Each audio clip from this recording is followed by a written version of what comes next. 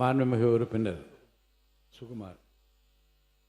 மாண்புமிகு பேரவைத் தலைவர் அவர்களே, முறை செய்து காப்பாற்றும் மன்னவன் மக்கட்கு இறையென்று வைக்கப்படும், நீதி முறைப்படி ஆட்சி செய்து மக்களை தீங்கிலிருந்து பாதுகாக்கும் அரசன் மனித பிறவியாக இருந்தாலும் மக்களுக்கு கடவுளாக மதிக்கப்படுவான் என்ற குரலுக்கு ஏற்ப செயல்பட்டு வரும் மாண்புமிகு முதல்வர் அவர்கள், எங்களுக்கெல்லாம் முகமும் முகவரியும் கொடுத்த எங்கள் தலைவர் பெயரிலேயே வெற்றியை கொண்டிருக்கின்ற மாண்புமிகு முதலமைச்சர் அவர்களே மற்றும்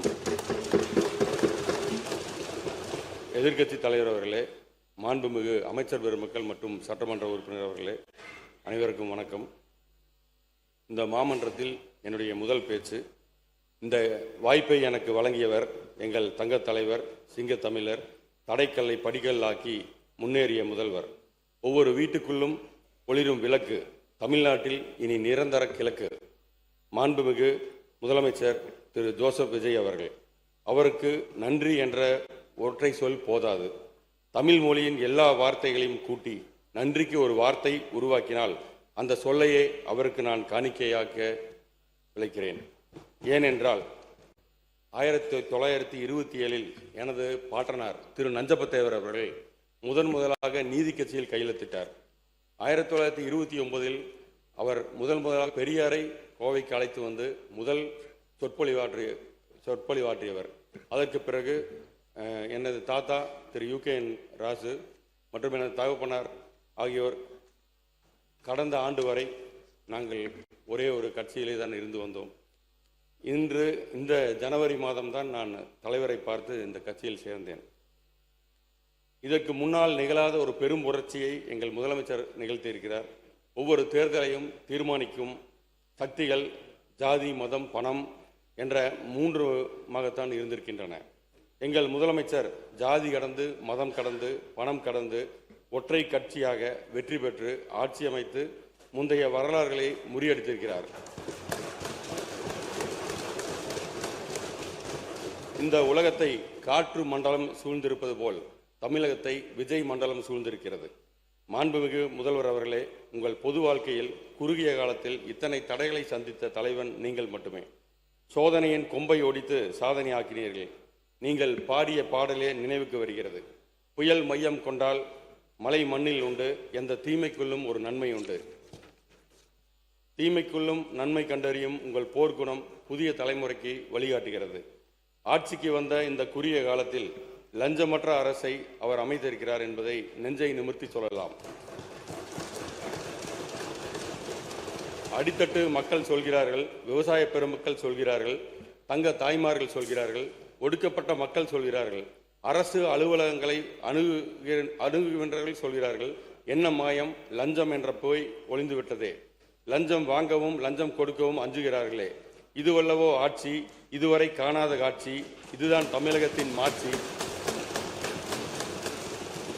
இந்த ஆட்சிக்கு வேண்டும் நீட்சி என்று கடைசி குடிமகன் நினைக்கிறான். இந்த புரட்சியை செய்த புதுமை தலைவர், புரட்சி செம்மல் எங்கள் மாண்புமிகு முதலமைச்சர் திரு ஜோசப் விஜய் அவர்களுக்கு என் வணக்கத்தையும் நன்றியும் தெரிவித்துக் கொள்கிறேன்.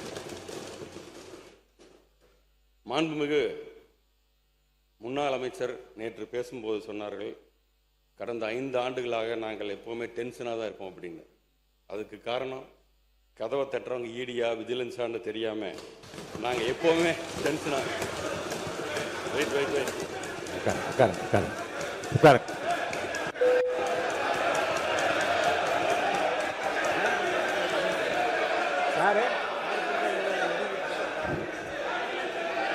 உட்காரு.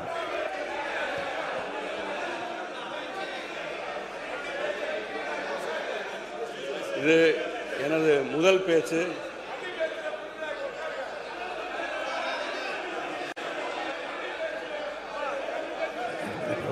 உட்காருங்க, எல்லாம் உட்காருங்க. இல்லை, கன்னி பேச்சாக இருந்தால் அது கண்ணியத்தோடு இருக்க வேண்டும். அது என்ன இல்லைங்க. உட்காருங்க. என்ன பள்ளிக்கல்வித்துறை அமைச்சர் உட்காருங்க. எடுத்தல இருங்க.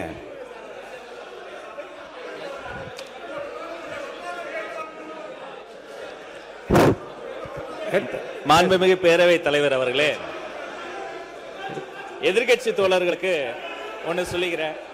அவர் கன்னி பேச்சை இப்போது பேசுகிறார். சூலூர் சட்டமன்ற உறுப்பினர். அவர் பேச்சில் ஆட்சேபனை இருந்தால் பேரவைத் தலைவர் அவர்கள் அதை ஆய்வுக்குட்படுத்தி பின்னர் பேரவைத் தலைவர் ஒரு நல்ல முடிவை தெரிவிக்கப் போகிறார்.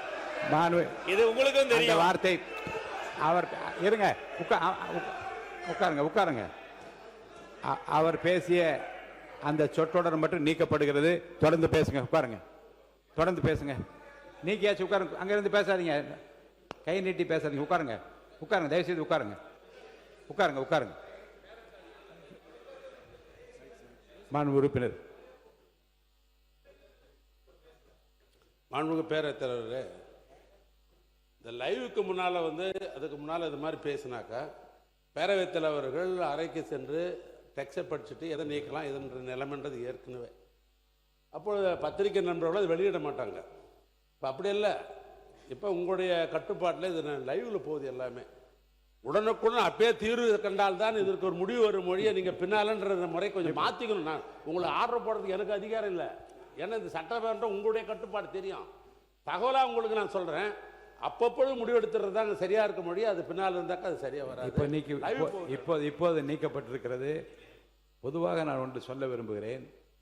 பேச வந்த உறுப்பினர் இந்த பக்கமாக இருந்தாலும் சரி, அந்த பக்கமாக இருந்தாலும் சரி, கண்ணியத்தோடையும் சட்டப்பேரவையில் என்னென்ன வார்த்தைகளை நான் பிரயோகிக்கணும், இந்த வார்த்தைகள் மட்டும் நீங்கள் தேர்ந்தெடுத்து வார்த்தை பிரவார்த்தை மற்றவர்களை புண்படுத்தாமல், என்று அவர்கள் சொன்னபடி இது லைவாக உலகம் முழுவதும் இன்றைக்கு பார்த்து கொண்டிருக்கிறது. யார் எப்படி என்று நன்கு அறிந்து கொள்ள மக்களும் விரும்புகிறார்கள். அந்த வகையில் அனைத்து உறுப்பினர்களும் அந்த கண்ணியத்தை கடைபிடிக்குமாறு நான் கேட்டுக்கொள்கிறேன். உறுப்பினர் தொடர்ந்து சுகுமார் பேசலாம். எங்களை பார்த்து சொன்னார் அவர், நீங்கள் கூலாக இருக்கீங்க, உட்காந்துருக்கீங்க அப்படின்னாரு. எங்கள் மடியில் கனமில்லை, வழியில் பயமில்லை என்பதற்கேற்ப நாங்கள் மிகவும் கூலாக தான் இருக்கோம். இன்றைக்கி மட்டும் இல்லை, இந்த 5 வருஷம் போய் மக்களை அடுத்த 5 வருஷம் தேர்தலில் சந்திக்கும் போது நாங்கள் கூலாக தான் இருப்போங்கிறத தெரிவிச்சுக்கிறோம். மற்றொரு உறுப்பினர் சொன்னார், எங்கள் முன்னாள் முதல்வர் எதிர்க்கட்சி தலைவர். பேரவைத் தலைவர் அவர்களே, நேற்று என்னுடைய முன்னாள் அமைச்சர் பேசும்போது சொன்னார், கடந்த 5 வருடங்களாக தினமும் டென்ஷன் எங்களுக்கு என்று. அதை ரிப்ளை செய்யும் போது என்னுடைய நீர்வளத்துறை அமைச்சர்களும் அதே சொல்லியிருக்கிறார். நாங்களும் தினமும் நிம்மதியாக எங்களும் தங்களால் தூங்க முடியல, தினமும் எங்களுக்கும் நிமிஷம் டென்ஷனாக இருக்கிறோம் என்று அவரும் சொல்லியிருக்கிறார். மீண்டும் அதை திருப்பி சொல்ல வேண்டாம் என்று கேட்டுக்கொள்கிறேன். ஏனென்றால் உங்களுக்கும் சிபிஐ வழக்கு இருக்கிறது, உங்களுக்கும் இன்கம் டேக்ஸ் வழக்குகள்லாம் தொடர்ந்து உங்களுக்கும் இருக்கின்றது. மாண்புமிகு எதிர்க்கட்சி தலைவர் அவர்களுக்கு நான் தெரிவித்துக் கொள்வதெல்லாம், சிபிஐ வழக்கு இருக்குதுன்றதெல்லாம் கரெக்டு தான். எங்களுடைய டென்ஷன், எங்களுடைய முதல்வர் தொகுதியில் என்ன பிரச்சனை, மக்கள் பிரச்சனை இருக்குது, அது உடனுக்குடன் பார்க்கறியான்னு கேட்டார்ன்றதுக்கோசம்தான் நான் உங்களுக்கு அப்படி சொன்னனே ஒழிய, நான் வேறு எந்த அர்த்தத்துலேயும் நாங்கள் எங்களை பயமுறுத்தியோ டென்ஷன் படுத்தியோ இல்லை. அவர் முதல்லாம் பார்த்தீங்கன்னா எங்கள் சட்டமன்ற உறுப்பினர்லாம் எப்போ எங்களுடைய தலைவர் பேசுவார்னு நினச்சிருந்தாங்க. இப்போ ஃபோன் வந்தாலே பயம் இருக்குது. ஏதாவது தொகுதியில் ஒரு சின்ன விஷயமா இருந்தால் கூட அதை ஏன் உடனே செய்யலைன்னு கேட்கக்கூடியவர் தான் எங்கள் முதல்வர் என்பதை தெரிவிச்சு. உட்காருங்க. மாண்பு எதிர்க்கட்சி தலைவர் சொல்லி முடிச்சிடும். நீங்கள் சொல்லுங்கள், உங்கள் கருத்தை சொல்லுங்கள். பேரவைத் தலைவர்களே, எங்களுடைய சட்டமன்ற உறுப்பினர் முன்னாள் அமைச்சர்களும் அதே எண்ணத்தோடு தான் பேசினார். அவர் ஒரு மூத்த அமைச்சராக இருக்கக்கூடியவர், வேளாண்மைத்துறை அமைச்சராக இருந்தவர். எங்களுடைய முதலமைச்சர்கள் அன்றைக்கு தினமும் தினசரி பேப்பரில் பார்த்து, செய்திகளில் பார்த்து, அந்த துறை சம்பந்தமாக ஏதாவது செய்திகள் வந்திருக்கிறதா, அதை உடனடியாக நிவர்த்தி செய்யுங்கள் என்றதுதான், அந்த எண்ணத்தில் தான் எங்களுடைய சட்டமன்ற உறுப்பினரும் பேசினார். மாண்பு சுகுமார் பேசுங்க. நீங்கள்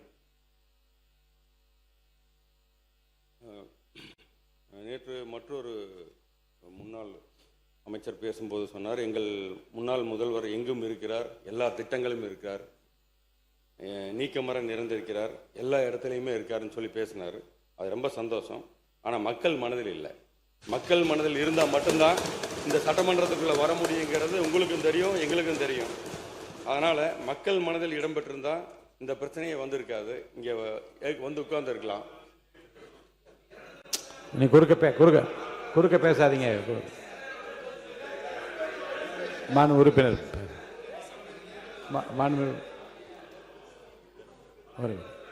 உட்கார். மாண்புமிகு பேரவைத் தலைவர்களே, மாண்புமிகு உறுப்பினர்கள் கடந்த ஆண்டு ஆட்சியில் இருக்கும்போது யார் கூட சுற்றிக்கிட்டு இருந்தார் என்பது உலகத்துக்கு தெரியும். எங்களுடைய ஊரக தொழில்துறை அமைச்சர் ஐபி குடன் அவர் கூட இருந்தார், பழகினார் இருந்தார். ஆனால் நாங்கள் படுற டென்ஷன் அவருக்கு தெரியும். நாங்கள் எதுக்காகனா மக்களுடைய பிரச்சனைகளை அன்றாடம் பார்க்க வேண்டும், அமைச்சர்களும் சட்டமன்ற உறுப்பினரும் இருக்க வேண்டும் என்று எங்களுடைய தலைவர் அவர்கள் கூறிய அனுப்பினேன். நாங்கள் பண்ணிடுறோம். அது எப்படி எங்கள் திட்டமும் மக்களுக்கு செல்ல வேண்டும். கிட்டத்தட்ட இப்போ யார் மனதிலே இல்லைங்கிறார். 1,31,00,000 பெண்களுடைய மனதிலே அவர் குடியிருந்து கொண்டிருக்கிறார்கள். அதே போல இங்கே புதுமை பெண் திட்டம் விளக்க வேண்டாம். உறுப்பினர் சொல்லிட்டீங்க, அவர் கருத்துக்கு தப்பு சொல்லிட்டீங்க, அதோட நிறுத்திடுங்க. போதும் போதும் போதும் உட்காருங்க. மாண்பு உறுப்பினர் கருத்து சொல்லுகிற போது ஒரு கான்ட்ரவர்சி இல்லாமல் நீங்கள் முடிச்சிடுங்க. ஏன்னா நீங்கள் சொல்லுகிற போது மிகப்பெரிய திராவிட பாரம்பரியத்து குடும்பத்திலிருந்து வழித்தோன்றலாக இருக்கின்றீர்கள். அந்த கண்ணியத்தையும் கௌரவத்தையும் காப்பாற்ற வகையில் நீங்கள் தொடர்ந்து பேச வேண்டும் என்று நான் கேட்டுக்கொள்கிறேன். இல்லை, இப்போ ஒருத்தர் அங்கே பின்னாலன்னு சொன்னாங்க, நீ எங்கே? அதில் முன்னாடிலாம் வேண்டாம், என்னை பார்த்து எனக்கு நீங்கள் பதில் சொல்லுங்கள், தொடர்ந்து பேசுங்க. இல்லை, நான் இருந்த திமுக தான் இல்லைன்னு நான் சொல்லலை. அதாவது என்னைக்கு வந்து சப்ஜெக்ட் வாங்க, அவங்களுக்கு பதில் சொல்ல வேணாம். நீங்கள் அது சொன்னார், நீதிநிலை அறிக்கை வேளாண் பேசுங்க. நான் எல்லாத்தையும் என்னை விட ஒரு வயசு பெரியவங்களா இருக்கிறதுலேருந்து எல்லாத்தையும் நான் மதிக்கக்கூடியவங்க தான். நான் அதில் வந்து நான் தவறாக எந்த கருத்து நான் சொல்ல. நான் இருக்கிறது மக்கள் நினைக்கிறதையும் மக்கள் என்ன மாதிரி நடந்துக்கிட்டாங்கிறது தான் நான் சொல்கிறேன். நான் போதும் உட்காருங்க. மாண்பு உறுப்பினர் உட்காருங்க. வேண்டாம் இப்போ அவர் வந்து இல்லை அவரை திருத்தி கொள்ளுகிறப்ப நீங்கள் விடுங்க.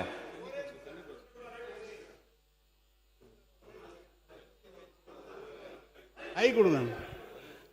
உறுப்பினர் அவர்கள் சொன்னார், கடந்த கால ஆட்சியினுடைய முதல்வர் மக்கள் மனதிலே இல்லை என்றெல்லாம் சொன்னார்.